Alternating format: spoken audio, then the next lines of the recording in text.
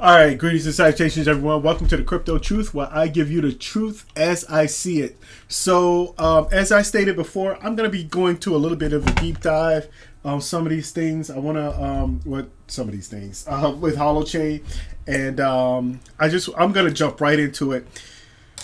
Okay, so first and foremost, I think a lot of people are confused as to why, like, I'm a huge Holochain fan or why I believe in Holochain, and I think that there's many different camps, right? There's the camp of I want to make a lot of money because blockchain is so awesome. Then there's people who are like, okay, so now I'm gonna find this project that's within blockchain that's gonna make me a lot of money, whether it's a meme coin or whether there's technology behind it, right? And then there's also the camp of people who are like, oh, this technology is absolutely positively life changing. It's going to disrupt the market, right? There's their main goal to talk about things is just to talk about what's disrupting the market, and then what's also going to make them a lot of money, right? And there's this code there like, hey, I'm here, I'm making trades, I want to make a lot of money, and I'm gonna move forward, right? And so there's a lot of people who are not really understanding my personal viewpoint of why I'm a Holochain fan or why I like Holochain. Even though I'm not a tech guy, I understand it enough to know what they're trying to do and how they I believe that they are going to disrupt the market. And as far as what person I am with all of these, it's all of the above. It's all of the above. Yes, I believe that Holochain is going to disrupt the market. I think that it is upgrade above blockchain. I also think that there are going to be projects on Holochain that are going to take off.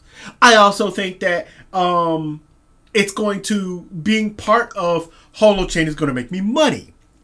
As far as owning HOT, we'll get into that later. And then there's also this whole thing about, I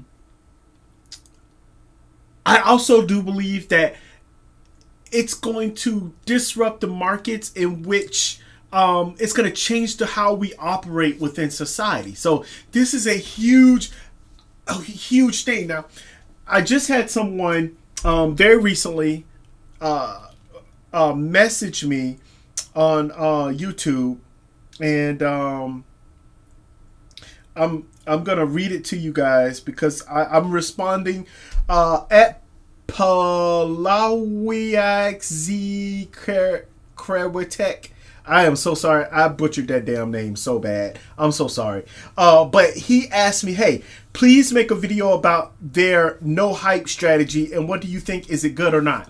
And I'm going to go ahead. I know many of you guys have already know how I think about this and how I feel about this. So I'm going to try to make it brief. I don't like their no hype because, first off, if you look up the word hype, what do you mean by hype, right?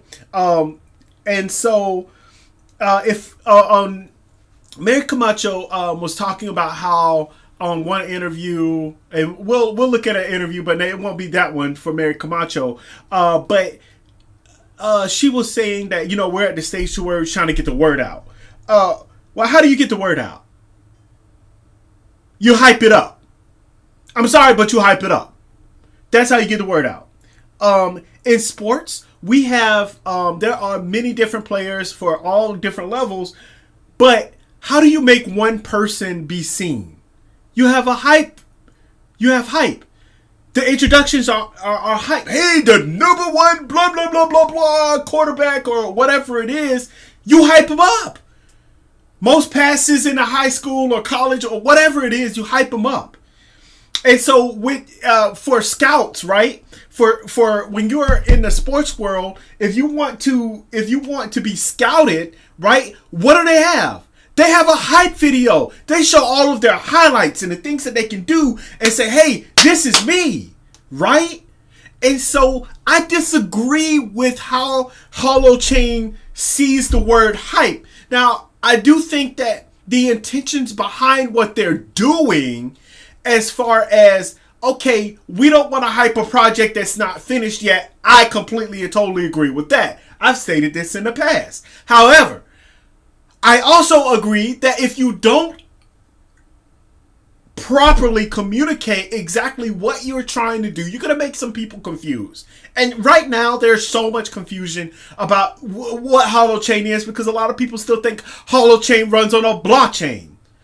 It's a blockchain project that runs on Ethereum. That's them. That's their mindset. Why? Because the hot token is an Ethereum token. So they think, oh, Holochain is an Ethereum token. It's an Ethereum project. Problem. Big problem. Big misconception. Why is this happening? Because they're not promoting themselves to be something in which to properly communicate exactly what they are. Their AMAs and everything, like, there's a lot of stuff that they're doing correctly and communicating with us correctly. The problem is, if you don't hype it up, you're not going to gain the attention of the people, the developers, or any of the people, so they can truly understand what's going on. No, we are not blockchain. We are Holochain. We are a different distributed ledger technology, which we're going to talk about right now. And so, if I'm looking here at my phone, hype, extravagant or intensive publicity or promotion. And they use this as an example. She relied on hype and headlines to stoke up interest in her music. So hyping isn't all bad. Now, hyping the hot token is bad. And I know that sounds counterproductive, but it's true. So them saying, oh, well, I'm going to hype this project up just because I want the hot token to take off. Now we're in a different category. Now, if they're like, hey, you know what? We're gonna Holochain is going to be the best blockchain. They could be lying, but they're just saying all kinds of stuff to gain attention.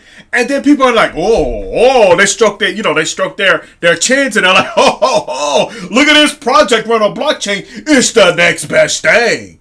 And then, hot token takes off. And now everybody's confused about the hot token. So, hey, wait a second. What's going to happen with this hot token? So, me and Atatsum had a conversation. And unfortunately, my systems was not working correctly with the interviews that I had with him. Poor guy. I feel bad for him. But we talked about how hot has been a placeholder, and that's how they're still labeling it technically. Although in the AMAs and Arthur Brock has very eloquently described, talked about how the hot token is going to be used, and everybody just don't get it. And I'm trying to figure out, like, am I a complete idiot? Do I not know how to read? Did I do all of my research projects in college for no damn reason? Am I that terrible at understanding the English language? No, I don't think that's what it is. The problem is that people want things to be, they have a bias. They want things to be the way they want it to be. No, it's just a placeholder for holofuel. A holofuel is going to change the world. And the world is going to be a whole lot better place. And there's going to be nothing other. And I'm going to show you what the real, what a real currency is, right? And so they read all these these play on words and currencies and all this kind of stuff, and they think holofuel is the end all be all. The problem is that I'm a realist. I'm not biased. I'm gonna tell you exactly how I see it, and that's why I tell you. That's why I label myself as the crypto truth, because I'm gonna give you the truth as I see it. And you can either believe somebody or you cannot believe them on their different points of view. So I do agree that I think that the Holo organization has been terrible at hyping their project up. I think they have done a good job of not hyping the hot token up. But I also think that there's a lot of confusion there. And normal, everyday people who's going to log into Coinbase, who's going to log into Binance, or wherever they have their coins and tokens, all of these new people are going to pour in, and the only thing that they're going to see is, oh my God, this project is up 400%. What is it? I don't fucking know. All I know is it's up 400% and I'm making money. Yes, let's do this. They put their money in the hot, just like they did 3-4 years ago. And then they didn't understand the technology or anything behind it. They didn't understand that it wasn't fully done. And let me tell you something. That's not necessarily everybody else's fault. The Holo organization or the Holochain organization has not been clear on their timelines. So we're going to talk about that in just a second as well. But yes, to answer your question, that's primarily my opinions on how their whole no hype strategy has backfired because nobody know who the hell they are. They're gonna need a spokesperson. They're gonna need somebody to get the word out. They're gonna need a talented individual, right? And for example, I give you a great example. I'm not a talented individual when it comes to making my videos, right? I don't have all of the glamour, all of the crazy stuff that's going on, in which I don't have that voice. I don't even have that face. I don't have nothing like that just really hypes up everything and makes people pour into my project or pour in my YouTube videos. I don't know if you guys noticed. I have the technology to do it, but I don't be like, hey, like, subscribe, my channel, blah, blah, blah, blah. I'm hyping myself up. Listen to me. Now, I could do that. Excuse me. There's a couple reasons why I'm not doing that. The first reason is it's very, very different than the Holochain, the Holo organization. See, I'm not trying to change the world. I'm not. I'm just a regular, normal, average, everyday guy who don't make $100,000 a year, who found a project and that could possibly change the way we communicate, and I found something that could possibly, with the hot token, with Holo Fuel, that could possibly give me life-changing returns so that I can take care of my family. See, I'm just a normal guy. And I can only communicate as a normal guy because I am. I'm not trying to fluff myself up to be something I'm not. I don't have time for that. But you see a lot of people, oh, why don't you make videos like this? You guys, some of you guys have seen them. Why don't you make videos like this? Why don't you make videos like this guy, this guy, this guy, this guy? No, because I'm not going to sit here and read the normal headlines of everything that happens in the crypto space. Oh, the crypto market's going up. Oh, the crypto market's going down. Oh, BlackRock said this. Oh, Peter Schiff said this. Oh, come on, man. Get out of here. I ain't got time for that. So anyway, you're welcome for the rant. For some of you guys, you're probably not thankful for the rant. So I would apologize, but guess what? For some of you guys, that's how I do things. All right, let's go ahead and move forward here. So one of the reasons why I'm huge into Holochain is because I had to read this over and over again. I actually made a previous video, but this was Blockchain 101. It's called Blockchain 101, and they actually describe the different distributed ledger technologies. This is a different analytic steps, I guess. I just, looked them up, and I'm like, hey, you know what? This is April 8th, 2022, right? And so they're talking about the 5 different types of distributed ledger technology. Now, as you guys know, I'm not going to read all of this. I could, and I have in the past, but that's not my whole purpose here.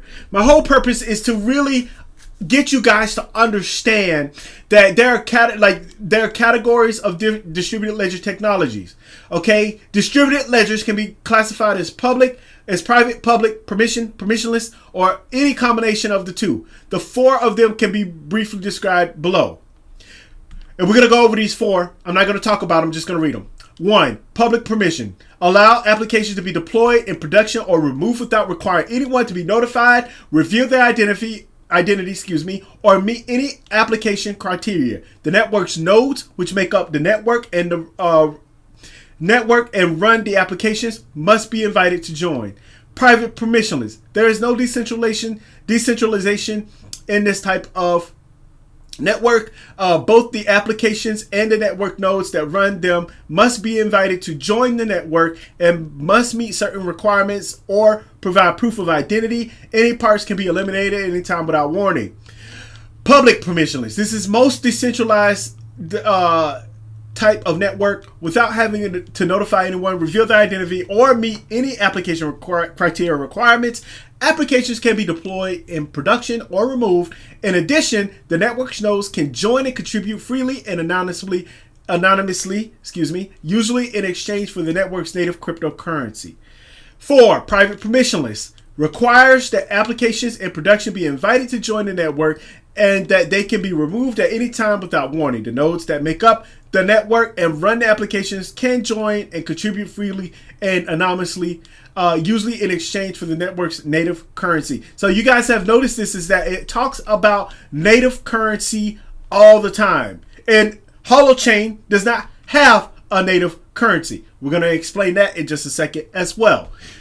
So for the first type is blockchain. I'm not going to read it to you. Everyone has heard about blockchain. Everybody knows about blockchain pretty much. If you have not researched blockchain or understand its fundamentals, then you probably should not. First off, stay away from CoinMarketCap, trying to understand all these highs and lows, different projects, different things like that. And why don't you go ahead and start Googling some of these damn projects and start doing some research behind the scenes. That'll help you a whole lot better than finding out whether something's going up 400% or down 400%.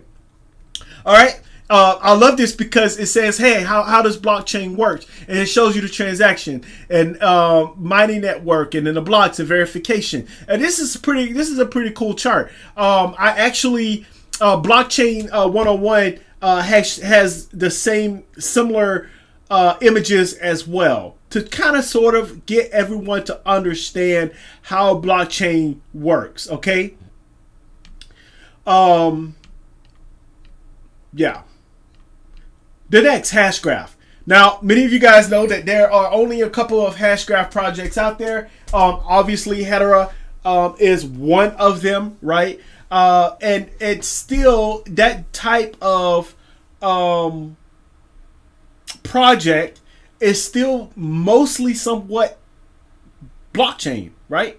But down here it says, when we compare it to the blockchain, we can see a miner decides which transactions to include in the block. The verifiable nodes in the hash graph must include both your and the user's transactions in the same order as you did, so no one's left behind. All right. What is different in Hashgraph? All network transactions are provable in this type of distributed ledger implementation. As soon as a transaction occurs on the network, everyone on the network will know where the transaction will be recorded in the ledger within a few minutes. Furthermore, everyone on the network will be aware that the transaction has been detected by the entire network, allowing them to make necessary changes. It indicates that the nodes will make the changes before discarding the transaction. This information will not have to be kept in your ledger indefinitely. As a result, the Hashgraph distributed database platform only requires a few gigabytes of storage space to store all of its data. All right, I'm not going to get into any of this stuff because, you know what, to be honest with you, I'm overstepping my boundaries. So I'm just going to read that to you. And it just talks about asset nature of Hashgraph. And then talking about, oh, here we go. The Gossip protocol is used by this distributed ledger to relay all kinds of information, primarily about transactions across the network. Guess who else uses the Gossip protocol? We all know and love. Holochain does. Okay. DAG. DAG is directed, oh man, a cyclic graph. And if you look at this graph, for many of you guys, you're not watching it, but if you see this graph here, you realize that, okay, like, this looks a little complicated. But it does. Complicated does not mean bad, by the way. But let's see here. It says DAG, the DAG or directed acyclic graph is another ambitious addition to the distributed ledger family that isn't a blockchain. DAG was created as a counter proposal to blockchain. As a result, the distributed ledger technology without blockchain provides all of the benefits of blockchain while also improving on them. Even though it's an alternative, the ledger's structure is quite different. The ability to offer fee-free nano transaction is one of the major advantages of DAG distributed ledger tech implementation. It's because the network scalability improves as it grows. All right, something similar. Holochain does something similar, but I want you guys to realize something or read something here. It says ability to offer fee-free FREE nano transactions is one of the major advantages. Look, we're going to get into, and this is the whole thing with Holochain too, and let's flip over to Holochain. We're going to get into some serious stuff here because a lot of the projects on a Holochain are like, they make microtransactions, right? And so that's the whole point of using the purpose of why they would love for Holofuel to be used, because it's a microtransaction. I was on listening to Kiko News the other day, and it was talking about how, one guy, he was saying that the future of all of these things are microtransactions, meaning that there's going to be different communities to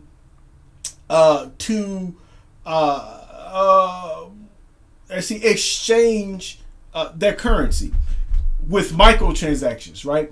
All right, so DAG takes a different approach to reach a consensus on the nodes. Distributed ledger system stores transaction processes like blockchain. Every member of the network is referred to as a node. The ledger is validated by all nodes on the network, and validated transactions are also represented by validated transactions. Sorry, it sounded weird. Invalidated transactions. There we go. Invalidated transactions are also represented by validated transactions. Okay.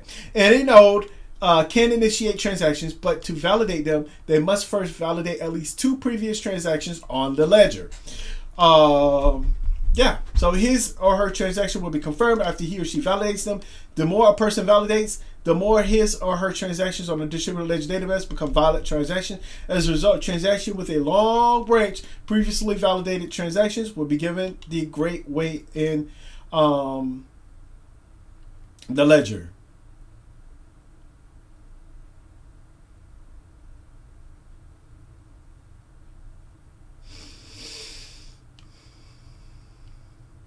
All right, the next thing is Holochain. I'm going to read, because look at this.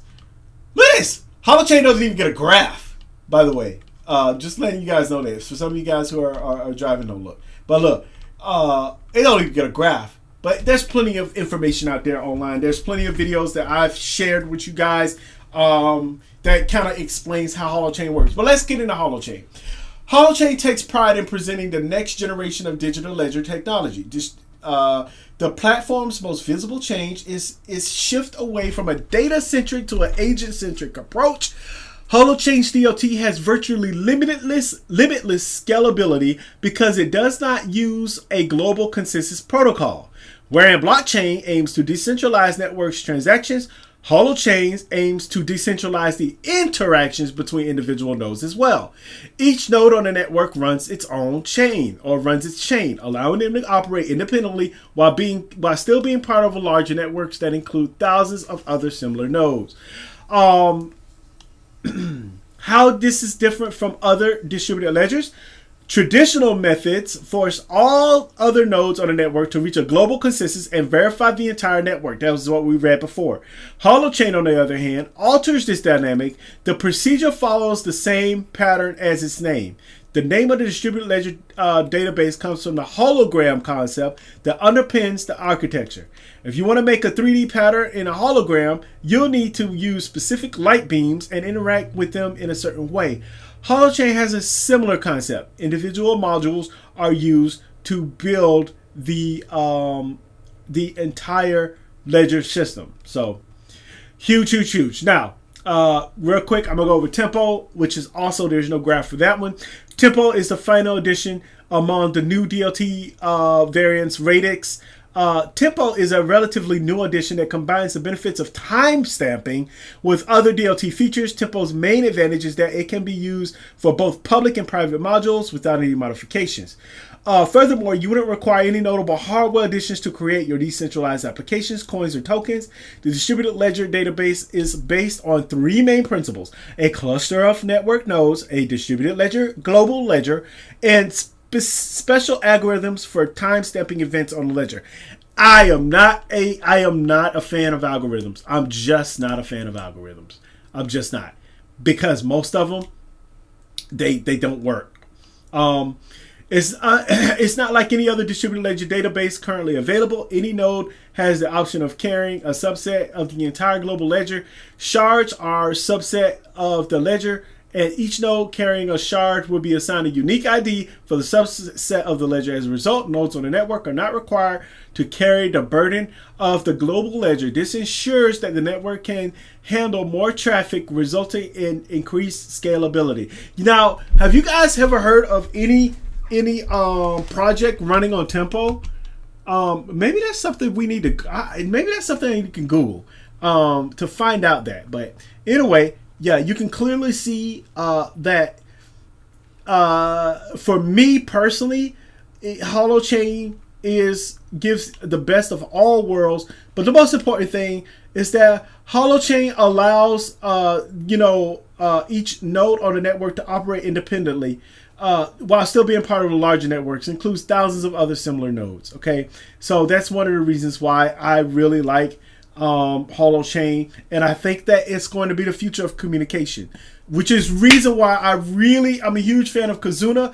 I need to start looking them up as far as where they are now. I think a lot of the projects have been waiting for Holochain to finish, and waiting for Holo to finish, if I'm not mistaken. So for Holo hosting, but we'll see as time moves forward how that works. All right, so yeah, so that's pretty much the skinny, long and short of things. I'm gonna go ahead and I'm gonna shift over. I'm just gonna have you guys listen to this real quick. I'm gonna turn off my mic. This is for Arthur Brock or ETHever. I'm going to play this video, and then I'm gonna have you listen. I'm gonna have you listen to some of these things here. Well, actually, I'm gonna have you listen. Sorry, as you guys can see, I was distracted with this over here. I'm gonna have you guys listen, and then I'm gonna comment below in just a second. Let me go ahead and mute my mic. 2024. Well, I'm actually looking forward to the launch of the Holo hosting network, okay, which serves Holochain apps to web users, okay, so they don't even know that they're using next-gen crypto tech. It just looks to them like they're using a regular centralized app in the browser. And because I think one of the barriers for between like blockchain and crypto tech and end users is it's very hard to get mainstream people to jump through all the hoops of like setting up crypto wallets and like even just coming to this conference, setting up the token proof. I saw tons of people have problems with that process. You know, there's barriers to entry, but it doesn't mean that we shouldn't make like this kind of technology available to people who can't leap those barriers. And is that something that you guys are involved with? Yeah, Holo Hosting and Holochain are connected projects.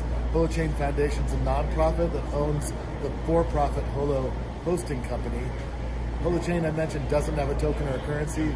Holo Hosting does. Holo Fuel is what powers the hosting network so that hosts get paid for providing hosting power to web users. Great. Thank you so much for your time. Sure. The hosting network so that hosts get paid for providing hosting power to web users. Holochain, I mentioned, doesn't have a token or a currency. Holo Hosting does. Holo Fuel is what powers the hosting network so that hosts get paid for providing hosting power to web users. Great. Thank you so much. All right, if you guys notice, I replayed that over again because I want you guys to understand what the purpose of Holo Fuel is for. What is the purpose of Holo, the Holo and the Holo organization? And so, yeah, these two companies, and we're gonna do some research on this later because I want to be clear with everyone. Who are the people who all work for Holochain? Who are the people who all work for Holo? Obviously, they're one and the same, kind of, sort of, but one is nonprofit, one is for profit. And as far as I'm concerned, everybody's making profit. That's how I see things. I don't really know many nonprofit organizations that are really truly nonprofit. And I don't mean like not making any money, but I mean like not taking profits. Technically, on paper, they're not. There are different ways to go around this. Now, I'm not saying that there's anything unethical going on with Holochain. That's not what I'm saying. But what I'm saying is that they're one and the same. They're both making money, and that's just how it is.